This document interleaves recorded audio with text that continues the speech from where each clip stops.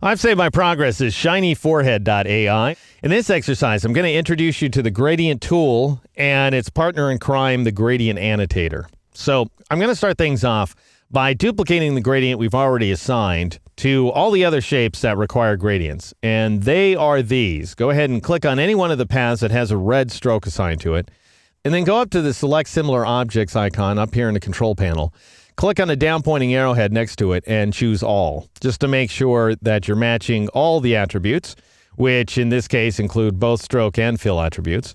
We don't want those red strokes, so let's get rid of them now by going up here to the Stroke Swatch in the Control Panel and changing it to None. And then I'll press the Enter or Return key in order to get rid of that panel, and I'll Shift drag right around this area here, around the nose and the brow and the muzzle in order to select those shapes. Don't select the whiskers, and you don't need to select the outside head either. All right, now I'm going to go ahead and lift the assigned gradient by pressing the I key to get the eyedropper down here. And you can do one of two things. One would be the wrong thing to do, but I'll show it to you first. You could just click inside the shape. And notice if you do that, you're going to get rid of those white strokes that formerly appeared around the brow and the nose and the muzzle. And we want to keep those white strokes, so that's a problem. Also, notice that all the gradients are going from black over on the left-hand side to white on the right-hand side, just like they appear inside the gradient panel, but not in keeping with the way they were assigned to the forehead, which I think is peculiar. So we lost the angle information, in other words. I'll go ahead and press Control-Z, Command-Z on the Mac to undo that mistake. Make sure that the fill is active here in the color panel or at the bottom of the toolbox. Then press the Shift key and click inside that forehead gradient. And what that does is it goes ahead and lifts just the gray. I didn't mean to do that. That's because I clicked inside of a color inside that gradient. So I just lifted the gray and assigned it as a flat fill. Don't want that. Press Control-Z, Command-Z on the Mac. Instead, I'll shift-click on the outline of the gradient, of the path that is, in order to lift the entire gradient and assign that gradient to my path outlines. And notice now that I've also retained the angle information, in addition to the fact that I did not replace the strokes. So the strokes remain intact. All right, so that's a shift click once again, and you have to do it right there on that path outline. Now next, I'm going to go over here to the gradient panel, and I'm going to restore this black color stop to a location of 0%. And then I'm going to reverse the angles of the gradients just by clicking on this reverse gradient icon, and we'll get this effect here. All right, so far so good. I'll press the V key in order to get my black arrow tool, click off the shapes to deselect them. And let's get to work first on this brow. So basically all these paths to which I've assigned gradients, they all need gradients, but all the gradients have to be finessed. None of them are proceeding at the right pace or the right angle right now. So we're going to start things off with the brow, and that's this shape right there that goes around the eyes and down into the nose. Click on the path outline to select it, and then switch over to the gradient tool. And as soon as you do, you should see this gradient annotator here inside of the illustration. Now, if you don't see the gradient annotator, go up to the View menu and choose what should be the Show Gradient Annotator command. You also have this shortcut, which is Control-Alt-G or Command-Option-G on a Mac. And that allows you to toggle the gradient annotator on and off, just if you want to be able to see your paths better on screen, for example. Now, notice how this gradient annotator is constructed. When you move your cursor away from it, it appears as a bar. And then when you hover your cursor over the annotator, it shows you the colors and the color stops inside of the gradient. Down here at the bottom, we see a circle, and that indicates the gradient origin, the point at which the gradient begins. Up at the top, you're either going to see a diamond, or if you move away, you're going to see a square.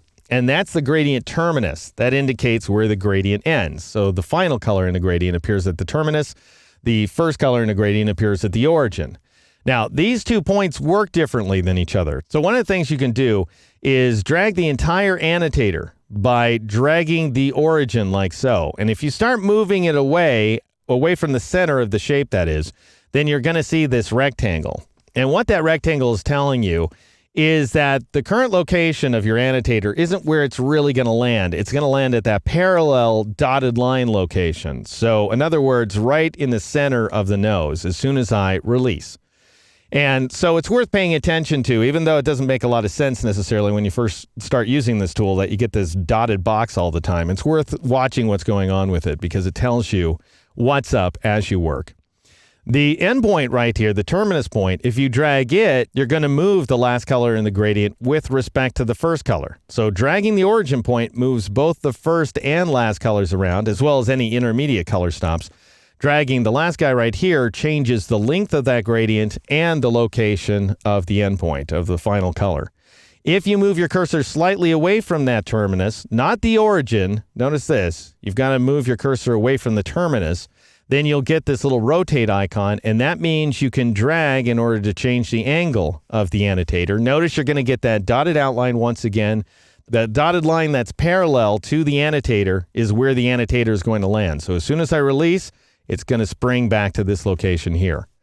All right, what I want, however, is a nice straight up and down gradient. So I'm going to drag the origin point down to the chin of the cat and then go ahead and release it. And that doesn't help. And this is one of the reasons you've got to pay attention to that dotted outline, because it shows you where the gradient is really going to land. And it ain't going to be down here no matter how hard you try until you go ahead and rotate the gradient back to an upright position. And you can do that by changing the angle value back to what it should be, which I believe is something like 90 degrees or negative 90.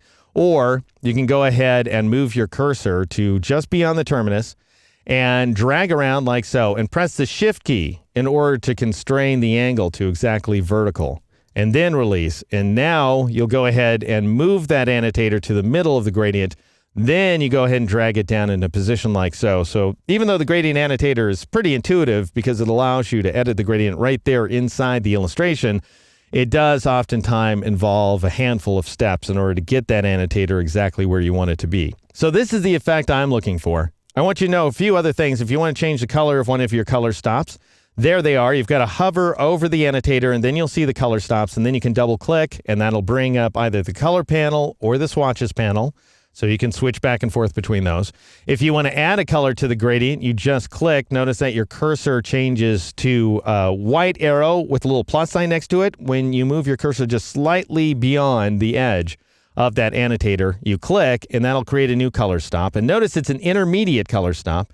The same thing happens when you click under the gradient bar here inside the gradient panel. And you can also option drag or alt drag one of these color stops in order to duplicate it. You can drag a color stop away like so in order to delete it from the gradient. And that, my friends, is how you use the gradient tool and the gradient annotator here inside Illustrator.